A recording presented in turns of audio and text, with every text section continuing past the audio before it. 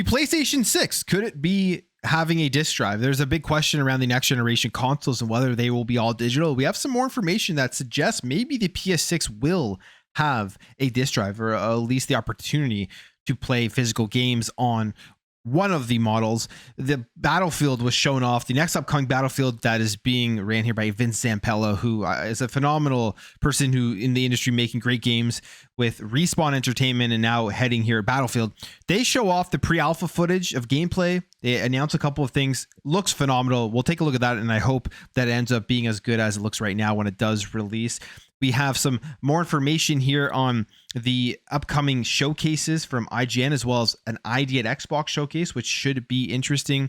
We also have some information about the Nintendo Switch 2 and Shuei Yoshida commenting on it, seemingly underwhelmed at the Nintendo Switch 2. So all of that plus other things, if you are new here, you do enjoy daily gaming news and content, making sure that you're staying up to date on everything happening in the gaming industry. Hit the subscribe button. I see about half of you who watch are not subscribed. I really appreciate you help me grow this channel, make it bigger so you can always stay up to date on everything that is going on. But we will start off here and we'll talk about the IGN Fan Fest, because this is something that looks like there's going to be a lot of great games that are shown off. But they did announce that IGN Fan Fest is backed, and they're going to be showing off Monster Hunter Wilds, Daredevil, Born Again. There's going to be an ID at Xbox show for all of the people who are interested in that, where they show off all of the indie games that Xbox is working with, and a lot of them actually do come to Xbox Game Pass. Some great ones have come out of the ID at Xbox show, but this is going to be taking place February 24th to February 28th. And what they're going to be showing off here is Monster Hunter Wilds, WWE 2K25, Alien Rogue Incursion. That's just a few of them. And then we're going to also see the ID at Xbox showcase on Monday, February 24th. And that will also continue throughout the week with dedicated streams and all of that stuff. So just a quick mention there, a showcase that is coming here in February. This is going to be at the end of just an absolutely stacked month of video games. We've seen the reviews now for Kingdom Come Deliverance 2. It is doing very well. I think it's sitting at like a 90 on Metacritic. So if you were looking forward to that game, that is out today. Game looks phenomenal. You have Avowed coming out later this month. You have Monster Hunter Wilds, of course, releasing, and there's a bunch of other stuff as well. The Like a Dragon or the Yakuza pirate game, whatever it's called, looks absolutely phenomenal. So February is a huge month, and it's all going to end off here with a showcase of other stuff that we can end up looking forward to. All right, when it comes to the PlayStation 6, we're already hearing about it. We've seen rumors that the SoC and everything is basically being finalized, and they're going to start with the creation of it, which is kind of funny because the PS5 Pro just released for $700, I should say. And you would think that they're going to get a couple years at that, 2, maybe 3 years of it at the very least, because if you're spending $700 on a thing, you're going to want to have it and utilize it with all of the games that are coming out for a few years here, so you don't feel like you've wasted your money. And see how that PSSR works and everything. But the PlayStation 6 is going to be coming out. But we have some information here that a completely diskless console will not be what is going to be coming here from the PlayStation 6, and that they have to still appeal to the entire global market. And this comes via Sean Layden, who obviously we know was previously at PlayStation. So he has lots of insight there for how PlayStation does run their business. But he says this. He commented on the PlayStation 6, and he says he doesn't think Sony can get away with releasing a diskless console, and Xbox has had more success in this strategy as they are mostly successful in markets such as the US, Canada, Australia, and New Zealand, where conditions were better suited for the jump. Sony, on the other hand, is the #1 platform in around 170 countries around the world, and has an obligation to evaluate how many of these markets they are successful in, and would they be able to actually take off the disk drive and make it completely digital. And it is a good point when you do look at PlayStation. They do appeal to far more markets than Xbox does. They're a leader in many more markets, and I think that's one of the major reasons why Xbox is putting their games on PlayStation, so that they can reach those markets easier. But they are going to definitely be looking at the physical and digital consumption in every market. And if they were to take out the disk drive, would they lose a lot of customers who only want to play that way or only have access to games that way with different internet connections and all of that type of stuff? I think with the PlayStation 6 and potentially with the next Xbox is that they will be diskless, they will be all digital, but there will be that option of buying a disk drive on the side, similar exactly to what they did here with the PlayStation 5 Pro. I also think Xbox will do that because there's still so many discs on the market from Xbox, from OG Xbox 360, Xbox One, this generation, And they're going to follow, I would assume, down the same lines with the next generation being fully backwards compatible. And you can play older games via the disc on your current Xbox Series X. So I doubt they are going to just strip that out of the next generation. They're going to want to still give people that option. And it would just make sense for them to sell it on the side for the people that do want it, reduce the manufacturing costs of the console itself, make more money on every unit sold, and then obviously still make money on the disc drive for the people that do want to go out there and buy it itself. So that will be interesting to see. I mean, I kind of take a look at it like this as well, is that the Series X plays everything from the older generations and it plays those games beautifully. You probably won't even need the next gen to get a good experience from those games. So I'm just keeping my Series X forever for that backwards compatibility with my disc drive in there. And then the next Xbox, I won't even have to worry about buying the disc drive for it. So we'll see what happens. It's going to be a major change, but obviously from numbers that we have seen with how far digital has fallen, it's the future of physical is pretty much dead. I mean, physical games are essentially dead at this point, with everybody just going over to the digital games side of things. All right, so we got a nice update here from Battlefield. They are working on a new game. It is being headed up here by Vince Zampella, who I'm very excited about because I think he is one of the best in the industry. Basically everything that he puts out has been phenomenal. It's been gold, and him taking over Battlefield here has given me a lot of hope, especially after what they have announced and what we are seeing here for the next Battlefield game. So we have this here. They announced Battlefield Labs, and they say, let's build Battlefield together. It's EA shares pre-alpha Battlefield gameplay alongside testing details. And if you look at this gameplay, there's two things, the way that I look at it. I hope it isn't just like another one of those games where they show off really early and it looks so much better than when it does come out. But I have a feeling, because Battlefield has always looked very good and they've always had very good destruction mechanics, especially if you remember the Bad Company games, that we are going to get back to Battlefield being very good in those ways and being a competitor in the first person shooter genre, which I absolutely think it needs to be to take on games like Call of Duty and just pushing all of these games to higher heights. So if you take a look at this pre-alpha footage, it is really, really good. I mean, they show off a small amount of actual gameplay of it at the very end, but it is you running through, or the guy playing running through the game, and the destruction in it on the walls, the explosions. It looks phenomenal. I remember, I think it was Battlefield 3 when that game was announced, and when it was coming out, it was that game that people were building PCs for, just to see how good it was going to look on higher end PCs. And I feel like they may get to that point again with something like this, if it does end up looking as good as we see just in this small amount of pre-alpha footage. Obviously, we're going to have to wait and see more of it. And then they also announced here the Battlefield Labs, which is a pretty cool thing if you want to get in there and actually help shape this game up before it does launch. It says here that Battlefield Labs is a place for us to test concepts and experiences we're excited about with you, our players. We want our community to play a key role in the future of Battlefield, and this is an opportunity for many of you to do just that. This is an unprecedented moment for Battlefield. We will start by testing the pillars of play like core combat and destruction, then transition to balance and feedback for our weapons, vehicles, and gadgets, ultimately leading to where all these pieces come together in our maps, modes, and squad play. And yes, we will be testing Conquest and Breakthrough, the heart and soul of our all-out warfare experience. But Battlefield Labs will also be the place to explore new ideas and fine-tune and improve Battlefield pillars like our class system, assault engineer, support, and recon to create deeper, more strategic play. You can actually go ahead and register. I believe there was actually a waiting room to get in to register for this if you did want to be a part of it. But if you do, go check out the link and start helping shape the future of Battlefield. The other thing that was announced here is that they will be returning with the next Battlefield with classic maps, which is pretty cool as well. It says Battlefield Portal, which was first introduced in 2042, will be returning to the next title.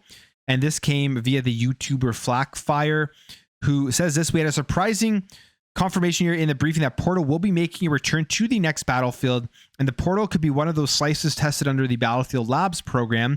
And on top of that, they will be returning here with some classic maps. Specifically, they say here that a game mode which introduces classic maps, weapons, and more into the latest games. This is what the developers have confirmed. So they are going all in here with this next Battlefield. EA is putting a lot of resources into this, and they're hoping here it does pay off. This gives me the itch to go and re-download 2042. I'll be completely honest and actually give it a go, give it a chance to see if I can get into it, because I couldn't at the beginning because of all of the issues. I just haven't really thought about jumping back in. I've heard it has gotten a lot better, so see if I do that. But this looks great. I can't wait to see more about this Battlefield, and hopefully it ends up being very, very good when it does launch and not have the same issues that plagued the release of Battlefield 2042.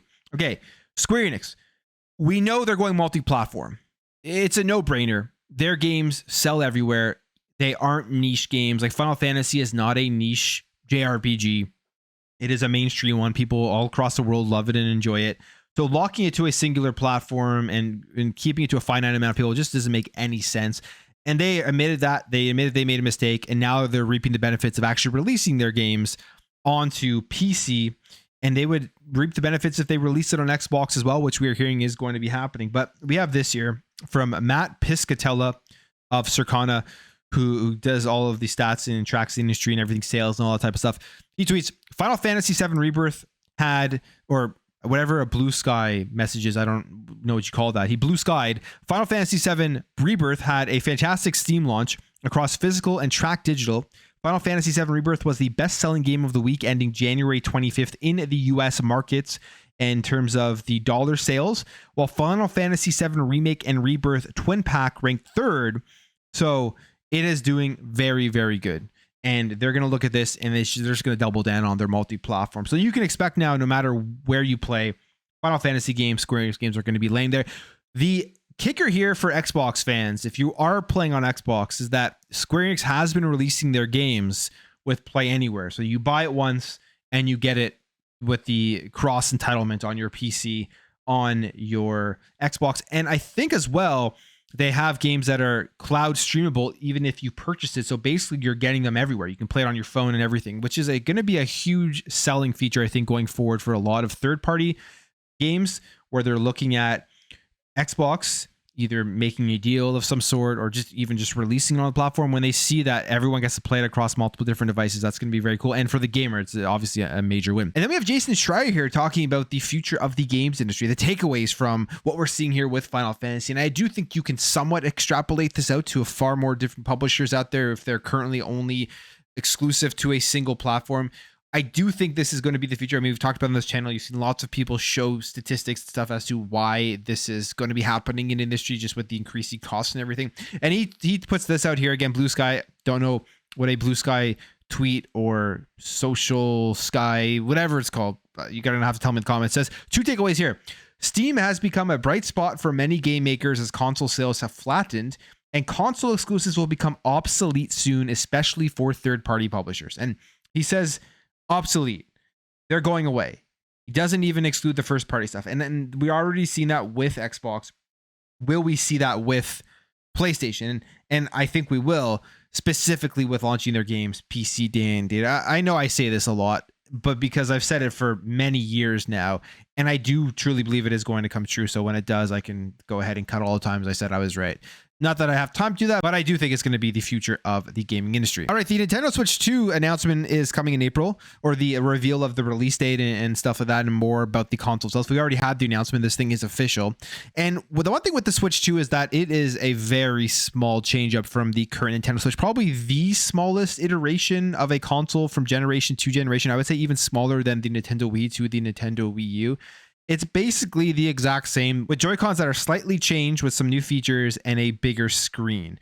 And it's going to be more powerful, of course. And Shuei Yoshida commented on the Nintendo Switch 2, and he was surprised that there weren't many surprises at all with the Switch 2 itself. Here is what he says. I thought the Switch 2 announcement could have been a larger reveal. He says here that as a huge Nintendo fan who grew up playing the games, he says, I was surprised there were not many surprises. The only surprise to me was the mice thing that they showed. And he goes on here and says that, well, I thought, because the Switch 2 is more powerful and Call of Duty is coming, so people might want to play an FPS with mice, but hopefully because it's Nintendo, they use it in some weird, amazing way, something that people wouldn't anticipate. And he says, so I hope the next show, the beginning of April, and they will reveal something that's still hidden to us about the Switch 2. And I kind of agree with him. I was a little bit shocked, but not overly shocked that it was just so similar in everything that the current Nintendo Switch is.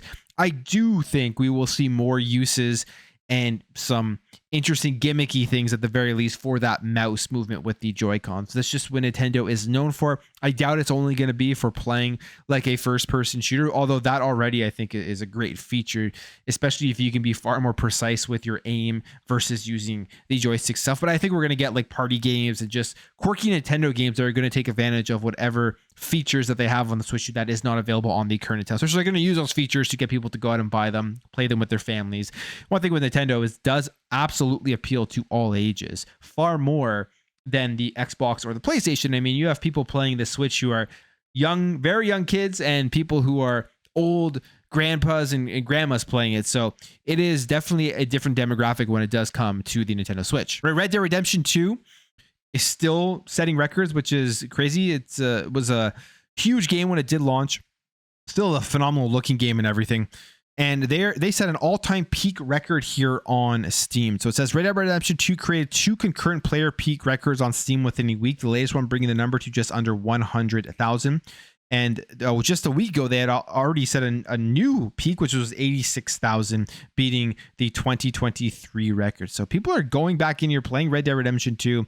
It did receive a big 75% discount on the platform, so that's probably why the price is down to $15. And actually, that is triggering me that I want to go pick this up on PC and see how it runs and plays and everything. So huge thing here for Red Dead Redemption 2. And that's what, like, when you think about Rockstar and the games that they release, and you think about GTA coming out this year potentially, they're in a league of their own when it comes to popularity, sales, and the amount of people that do play it. They could just put it out there and they're going to be becoming the biggest game, and they could run the market here up, at least in terms of pricing, if they want to. I really hope that they don't, but if they are releasing GTA 6 with their online multiplayer into a single package, you can pretty much guarantee that thing is going to be more expensive than the regular prices of games. I would assume that they would end up doing that, but we'll see. Hopefully they don't. They don't take advantage of that stuff, because they're still going to make billions and dollars and stuff, no matter what they price that. So we'll see what happens here. All right. Need for Speed. Looks like this game is still going to be returning, and they're still going to be making new ones. I believe the last one they put out, which was actually a good game, I don't think it sold or did very well. It went on sale very, very fast. So there was questions as to whether Need for Speed was going to have new games and whether it would be making a return anytime soon. But they do say here, Need for Speed is on hold, but EA says it will return in new and interesting ways. This was announced here that while with the Battlefield stuff and everything, there was a question about this game, and it says here that EA announced in September 2023 their Criterion had moved divisions within the company to work on the Battlefield franchise. So they took people working on Need for Speed, put them onto Battlefield. And then there was a statement that followed by the launch of an additional year of content for 2022's Need for Speed Unbound. They say the Need for Speed team at Criterion are joining their colleagues working on Battlefield. As a company, it was important for us to take that last year to listen to our Need for Speed community and use their feedback to create content for Unbound. And they say with an increased understanding of what our players want in Need for Speed experience, we plan to bring the franchise back in new and interesting ways. And Zampella, and this is all again when they showed off the pre-alpha gameplay footage of the Battlefield game, which again does look phenomenal. So if you are a Need for Speed fan, it looks like they will continue to make the game. It'll just be different. It's going to come back in different ways, and who knows when the next one will be. Unbound is a good game. Unbound is a very cool game. It's different. It has different stylized graphics and stuff, but I think they did a good job with it. Like I said, I don't think a lot of people actually ended up playing, and that was an issue that was definitely hampering the game itself. And finally, we'll end off here with an interesting report here. We know tariffs are potentially happening. Now they're not happening, but they could be happening in 30 days. But the ESA, they put out a statement here warning against tariffs because it could increase the prices of your video games. Also could be increasing or decreasing the innovation and growth of the gaming industry. They put out this mass Trump tariffs elicit ESA statement on the console prices. Specifically, they say tariffs on video games, devices, and related products would impact Americans of all ages across the country. We urge the administration to consult with the private sector in transparent process to avoid causing significant harm to everyday Americans and to one of the fastest growing entertainment sectors in the United States. And goes on here, they put another update, a modified statement that the ESA had issued with some different phrasing, saying video games are one of the most popular and beloved forms of entertainment for Americans of all ages. Tariffs on video game devices and related products would negatively impact hundreds of millions of Americans and would harm the industry's significant contributions to the U.S. economy. We look forward to working with the administration and Congress to find ways to sustain the economic growth supported by our sector. So ESA is against this. They're hoping that these tariffs don't ever go into place because it could hurt the video game industry. As of right now, it looks like they're not for at least 30 days. The reality is it would increase the prices of consoles. It would increase the prices of accessories. But if you're only buying digitally, I don't think they'll be affected. And if you're playing on the cloud, you're probably not going to be affected as well. So again, it's just another push towards digital because it doesn't get affected by things like this. But I'm going to end the video there, guys. If you did enjoy this video, make sure to hit that thumbs up. If you're new here, hit that subscribe, and I'll catch you guys in the next video.